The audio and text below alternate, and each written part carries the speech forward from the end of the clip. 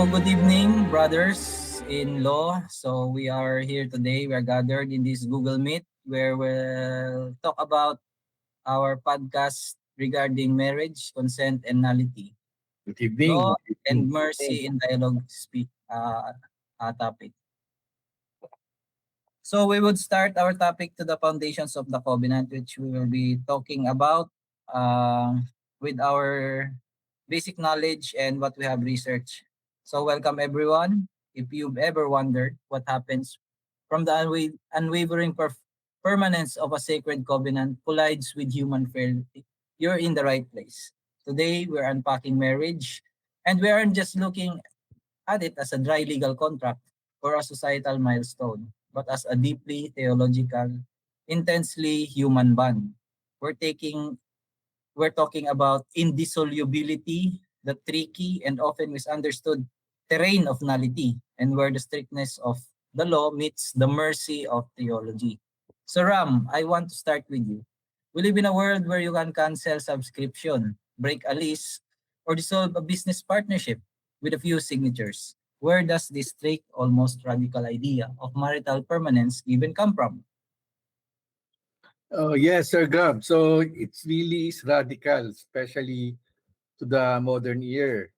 To understand it, we have to go all the way back to the foundation, which is, of course, the scripture in the book of Genesis, chapter 2, verse 24. We get this defining mandate that the two shall become one flesh. And it's not a metaphor. Theologically, marriage is seen as an ontological shift, a fundamental change in reality where two distinct individuals form a completely new, inseparable entity before God. So one flesh. It sounds beautiful, but let me play the devil's advocate. So I will be contradicting this. Most people today hear that and think that it's just a romantic poetry. We treat marriage like a 50-50% contract. I do my part, you do yours.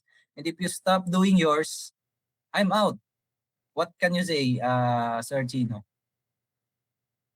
Yeah, that right there is the dividing line between the modern secular view and the church legal framework. What you just described, that's the traditional contract. In contrast, in our civil law, especially in the Philippines, a contract is an exchange of goods or services. But in canon law, you can think of it as marriage is not a contract, but more of a covenant. So we cannot escape even though we're in a seminar subject. We are having glimpse of oblicon. So let's break that down for us, Sir Chino. What is the legal difference between a contract and a covenant? So you can think of it this way. So in a contract, you're exchanging things or services. If there are violations to the terms or the agreement, original agreement of the parties, basically the contract is voided. But in a covenant, not you're not exchanging things. You're basically exchanging persons.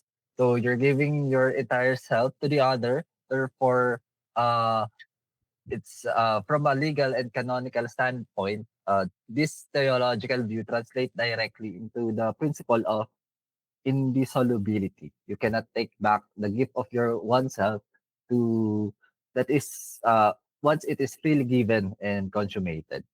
Mm, Exactly, Sir Chino. No? So St. Paul elevates this even further dun sa epistles to the Ephesians chapter 5. He says that Christian marriage actually reflects Christ's love for the church. So if you think about that, Christ doesn't abandon the church when she fails.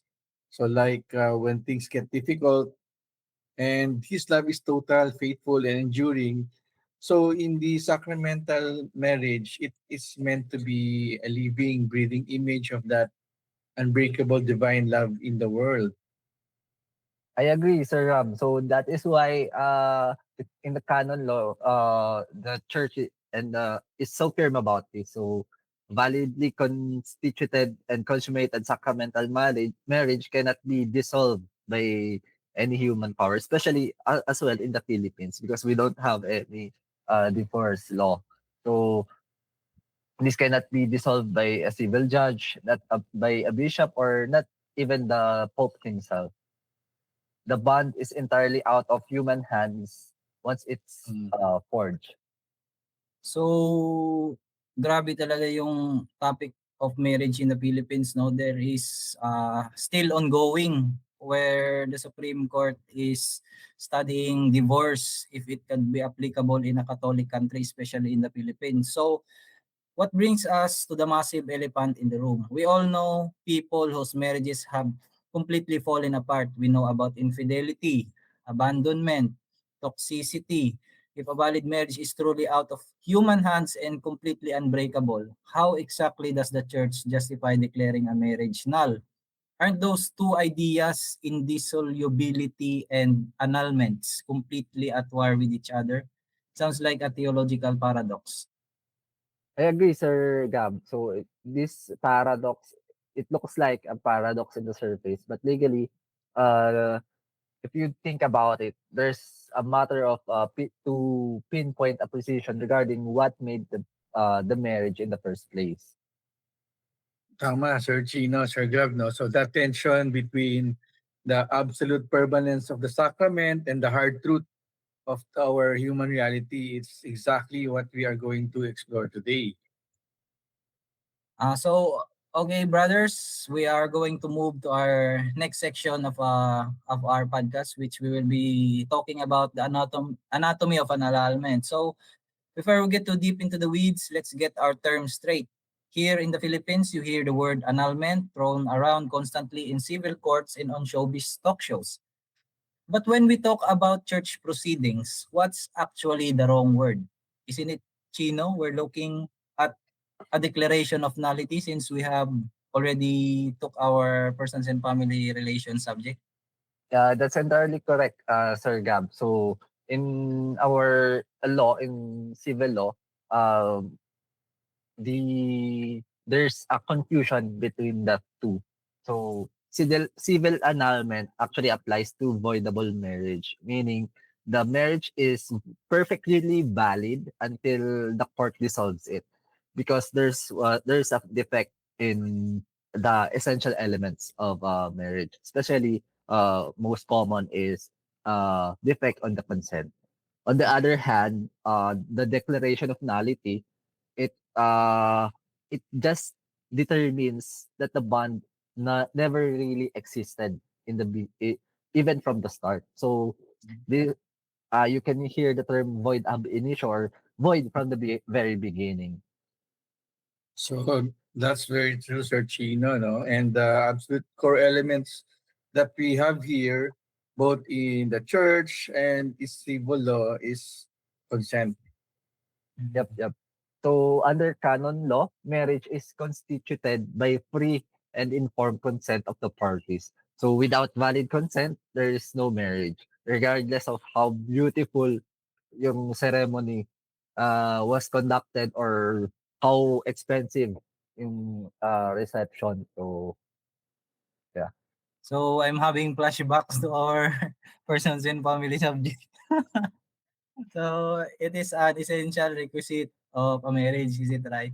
So consent is one of the most important requisites in order for a marriage to be valid. So okay, I want to make this real for our listeners. So Chino, give us a case from the Philippine jurisprudence. Show us how intense or bizarre this defect of consent or incapacity can actually get when it's brought before a judge. This is a very sensational case which most of the law students cannot forget. It's a landmark. Yeah, okay. So if you want an example, and if you want to get intense, Sir Gab, we can look into the landmark Supreme Court case of Chiming Choi versus Court of Appeals. Actually, this was also mentioned in that popular film, Bar Bar Boys. boys. So bar So boys. Bar in boys this one. Oh, case, bar boys one.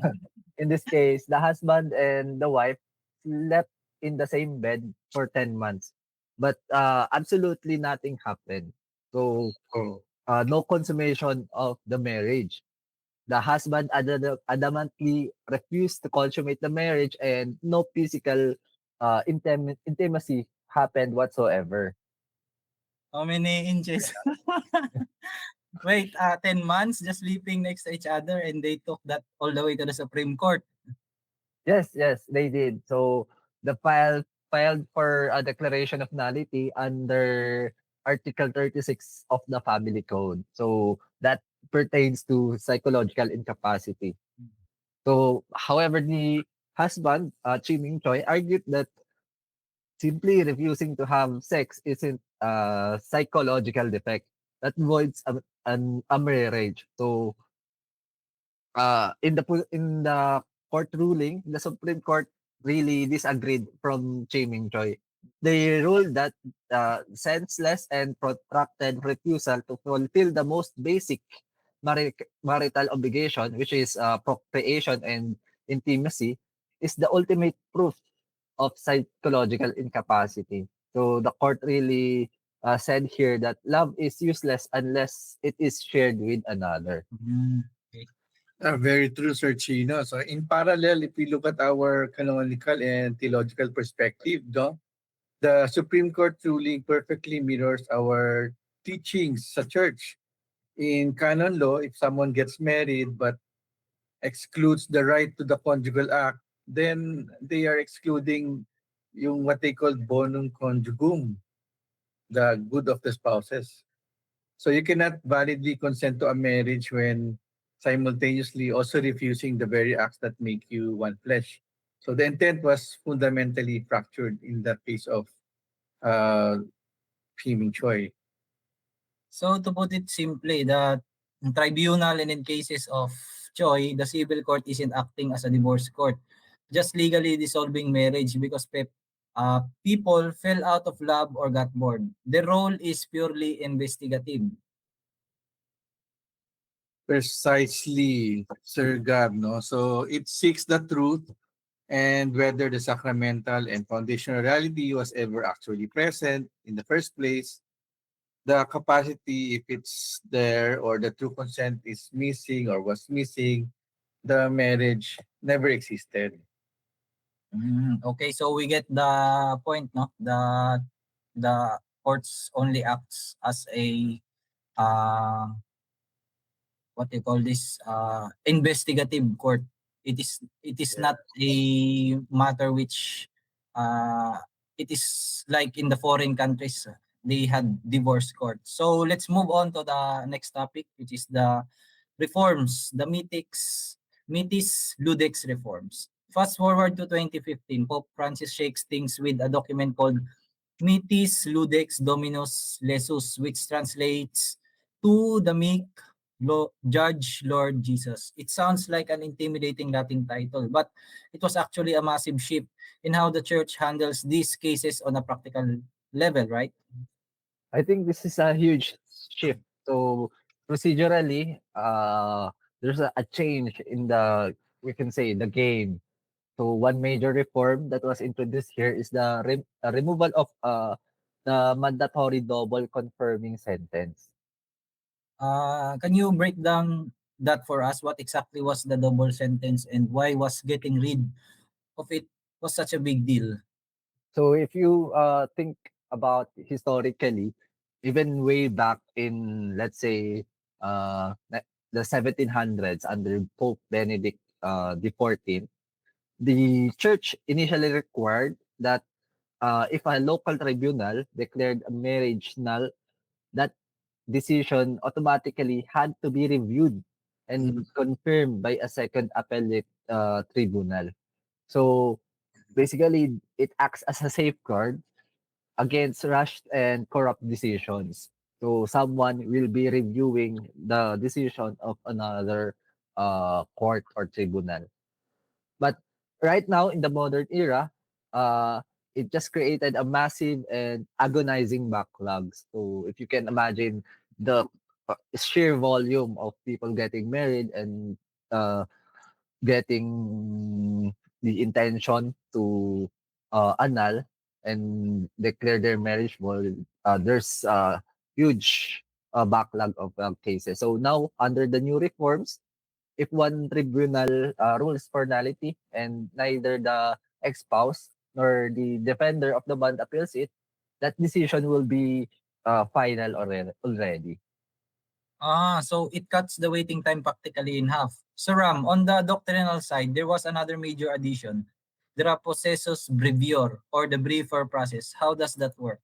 Yes, Sir Gab. So in the pastoral heart of message or the Pope Francis Pastoral Heart release Shine, no? So the briefer process is designed for cases where the nullity is glaringly evident. So and the most beautiful part about this reform is who makes the decision. So in this case, it's the local bishop himself. He acts directly as the judge and he restores the ancient role of the bishop, not just an administrator, but also being a shepherd or the healer of his local flock. So, but if we should clarify that the briefer process is not really for everyone. For this to happen, there should be two strict conditions that will be met. So, the first one, both spouses must agree to the petition for the nullity, or at least one petitions and the other doesn't object. Then the other one or the second one is that the facts proving that the marriage is invalid must be overwhelming and really obvious. So there's no deep, prolonged investigation needed. In the legal sense, like prima facie evidence that there's uh, invalidity of the marriage. So let's understand first where for a layman's term, give us an example of a glaringly evident case. So something like a total lack of faith that corrupted their understanding of marriage. For instance, a woman being forced into a marriage at gunpoint or under several threats. Or perhaps documented case where one party procured an abortion and specifically to avoid having children. So proving that they are completely excluded from the good of offspring from the start. Parang may mga kasuhan ng abortion. So that makes sense. Now there's another angle to this reform that I think people really care about. For years, there's been this stigma that getting an annulment in the Catholic Church is only for the rich, that it costs a fortune. Did Mitis Ludex address that? Yes, Sir Gab. So really, people thinks that annulment is very costly and it's only reachable by those who have a lot of money to go to that process. And absolutely, Midex Ludex addressed that. So Pope Francis made a very strong appeal that to the extent possible, the tribunal process should be free of charge. So the church wants to ensure that a person's financial status would not be preventing them or hindering them from seeking the truth about their marital status or, of course, finding peace within the church. I think it's a crucial point out though, because people often get this wrong. These reforms, making it faster and cheaper, aren't about the church suddenly loosening its theology or making Catholic divorce easier, are they?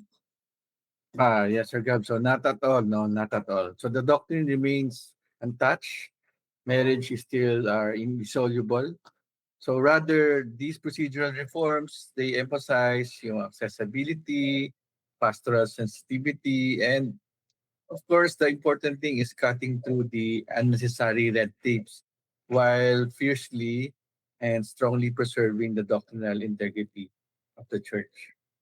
Oh, so okay, though now we have understood that there are certain reforms in the Catholic Church which may bring us closer to legalizing what you call this divorce in the Philippines, but we have still a long way because there are many people against it, and we know that some people say it is unconstitutional, and also there are people that says that staying in a toxic environment with your partner is also unconstitutional in a private sense. So let's move this case to the studies in nullity. So what actually makes a marriage null?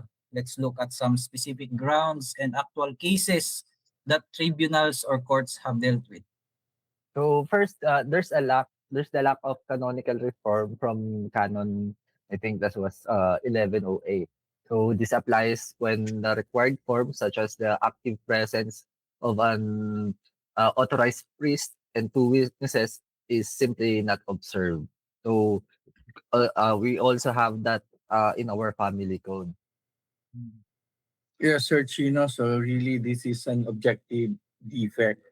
So the issue is outward, external, and it's very verifiable. So for example, if a Catholic marries in a civil ceremony on a beach without obtaining a yung dispensation from canonical form from their bishop, so the church considers that marriage invalid from day one due to lack of form. No? Yeah. Then aside from that, Sir Ram, we have the second form, which is we have the simulation of consent under Canon 1101. There's this simulation of consent also in our civil code. We can find it in the family code.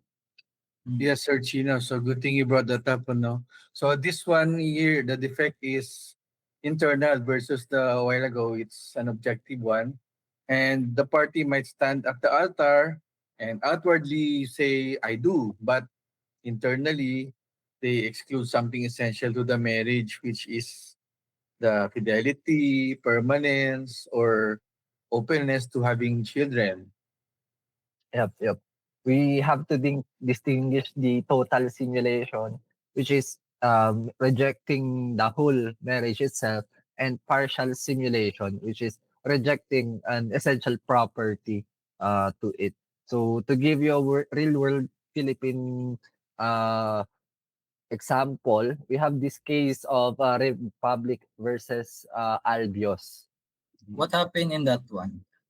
So in this case, Republic v. Albios, the parties married purely for the purpose of acquiring American citizenship. So this is quite prevalent even nowadays. There's this uh, where the parties have no intention of living as husband and wife, but for purposes of convenience and financial gain, they marry. So in this case, Supreme Court basically ruled the marriage void, and in the canon law, that is textbook example of total simulation. So here, the marriage was completely sham, and the consent is fictional. Wow, so they went through all the motions, but the true intent was actually missing. What about partial simulation? What does that look like in actual tribunal case? Yes, Sir Gab. So really now with the Republic versus Albios, total simulation. And for the common canonical example, on the other hand, is the exclusion of the what they call the bonum prolis or the good of children. So in the marriage, for example, one spouse secretly decides before the wedding, she said, I will never have children with this person, and takes definitive steps to prevent it. That is what we have as a partial simulation. So famous Roman Rota cases, the highest appellate tribunal in our church. So they often deal with the spouses who actively excluded this right to the proactive acts at the exact moment of consent. So because they denied an essential element of marriage, their I do, similarly with our previous case, was defective. Yes, that's the another classic case of partial simulation is the exclusion of indissolubility. So you can imagine a case where someone signs a prenuptial agreement explicitly stating that if they fall out of love or if one commits adultery, they will get a divorce. So by entering in the marriage with the internal reservation that they can break the bond anytime they want, they're practically simulating consent. So uso to sa mga artista eh, yung prenup eh. And they, after when the relationship got sour, they leave. So if I'm understanding this right, canonical form is about the external structure, but simulation is all about internal intention. And tribunals essentially have to dig through the facts to uncover what was really going on in someone's head on their wedding day. Okay, last one. Give me one more. What's the most common ground we see today, especially in the Philippines? So by far, I would say the most common ground for declaration of nullity would be the psychological incapacity. So that's Article 36 and what Canon 1095 calls the grave lack of discretion of judgment or an incapacity to assume the essential uh, obligations of marriage. So to have better appreciation of this one, we can look at the case of I think that was Antonio versus Reyes. What happened to that case? So in that case of Antonio versus Reyes, the husband actually filed for nullity because he realized that his wife at the time was a pathological liar.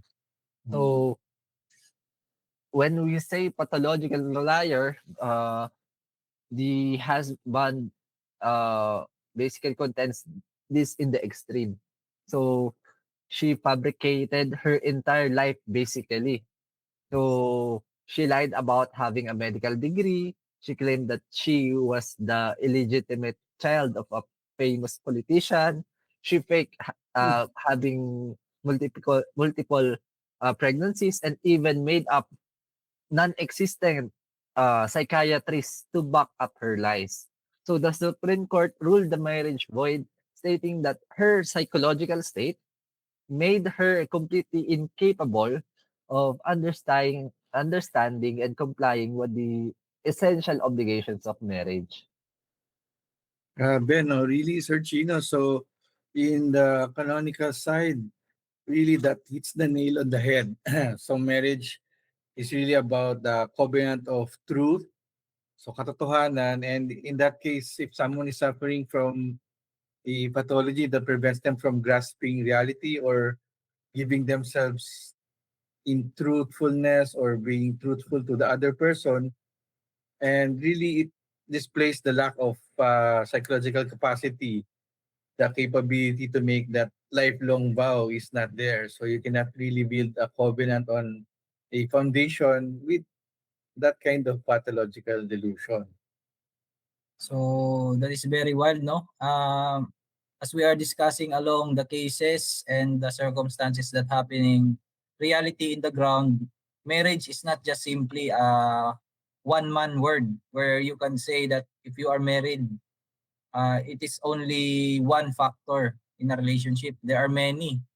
So it is a very complex system of, if I would to call it, it is like a system that really needs supervision, not from the help from the courts, also from the church.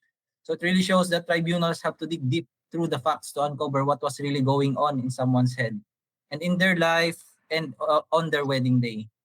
So we're gonna move to second to the last part of our uh, podcast today. So pastoral accompaniment is the topic. So we can't forget the human element here. Let's be honest. When most people hear the words church tribunal, they picture something out of the Inquisition. Old rooms, judgmental priests looking down over their glasses, and a lot of terrifying legal jargon. But in reality, the church places a massive emphasis on pastoral accompaniment for the couples going through this. Don't they? Yes, Sir Gab. So absolutely, no, our church, it knows it's dealing with broken hearts and not just broken contracts. So this accompaniment begins even before the case is officially filed. So this is what we call the prejudicial pastoral inquiry. Yes, right, right. So from procedural standpoint, this inquiry essentially is a legal and emotional triage. So it happens when a person sits down with a pastoral counselor or an advocate to figure out if solid grounds for this one exist. So it prevents them from basically spending months or years initiating formal and heavy litigation if they don't actually have a case. So in parallel, if we can say that they're determining if there's probable cause or not. So mahaba din pala yung tribunal ng churches, no? Not only with the Supreme Court, we also have our church tribunal. It's almost like the same that we will go through process. There are also due processes. So because of going through this process isn't about just filing our paperwork. For a lot of people, they are all actively relieving the trauma of a failed marriage. They have to tell strangers about the most painful parts of their lives. Exactly, Sir Gab. So, napakasakit ng experience na yun, no? So, people would approach the tribunal, they're grieving, crying, and they are bringing their shattered pieces or broken pieces of their lives, their biggest dream, to the church. So, the true mission here isn't just really acting and feeling the unfeeling referee, it's to walk alongside the faithful with real compassion. Which brings up a huge issue na naman, the stigma. I know so many people who think that simply because their marriage fell apart or because they got a civil divorce to protect themselves, they are suddenly excommunicated or kicked out of the church. Yeah, so that's really one of the most heartbreaking experiences, no? And unfortunately, one of the most common misconceptions as well out there. So, to be clear, being separated or even being civilly divorced, it does not separate you from our church. So, you're not excommunicated as people would imagine or interpret. No? So, as long as you don't enter into a new or invalid marriage, you are still completely encouraged to participate in parish life and also receive the Eucharist. Yes, sir. That's right, Sir Ram and Sir Gab. So that's why the personal working on these tribunals, the judges, the defenders of the bond, the auditors, they aren't just rigid canon lawyers. Many of them have backgrounds in uh, let's say psychology and pastoral care. So their job is to extract the facts and find out the truth, yes, but to do so without crushing the person in the process. It reminds me of how Pope Francis often describes the church as a field hospital after battle. Mm. It's not a museum for perfect people. It's a place for binding up wounds. You have to establish the truth, but you deliver that truth with mercy. Yep, exactly. So the process isn't purely cold as you would imagine, dealing with hard facts or hard law. So when these tribunals are done correctly, it's basically like a deep restoration or reformation, giving people the clarity and closure they need to basically move forward with their lives. So I think we are over time, no? As we wrap up today, let's take a step back and look at the ground we've covered. We started this hour with an absolute ideal and unbreakable, beautiful covenant found in Genesis and Ephesians. But we also look straight into the messy reality of human fragility and how that fragility can fracture a person's consent before they even walk down the aisle. Right. So from a legal standpoint, that is the core takeaway of this basically entire discussion. Declaration of nullity is not a Catholic divorce, and it is certainly not a legal loophole reserved for the wealthy. So whether we're talking about a lack of canonical form, someone hiding with a severe addiction, or extreme psychological incapacity, like what we saw in the cases that we discussed, the tribunal is asking strictly one factual question. So, was this a valid marriage in the eyes of the church from day one? And if the answer is no, the church doesn't treat that as a failure to be punished. Yes, Agab. So really, no, it's not at all. No, as we discussed with Pope Francis, yung Mitis Ludex reforms, the shift has been entirely towards accessibility, and healing. So removing the mandatory double sentence, introducing yung shorter, briefer process under the local bishop, and pushing for free, no expense tribunals. It all points to the church that it wants to remove the unnecessary red tape, and the doctrine of indissolubility remains, of course, perfectly intact, but it's applied with the heart of a shepherd. So there is no crime when there is no law punishing it. So I keep going back to the image we talked about earlier, the church as a field hospital. People don't come to a tribunal because they are having a great time. They come because they are wounded. They are looking for truth, for closure, and for peace. Yes, precisely, Sir Gab. So this is a rigorous investigative pursuit of the what is truly true, firmly grounded on canon law. But the ultimate end goal is salvation of these souls. So it's about restoring a person's relationship with the church and not the sacraments, and not basically locking them out. Yes, Sir Chino, no, and Sir Gab. So it's truly the perfect balance. So justice guided by the church's mercy, and of course law illuminated with the heart of compassion.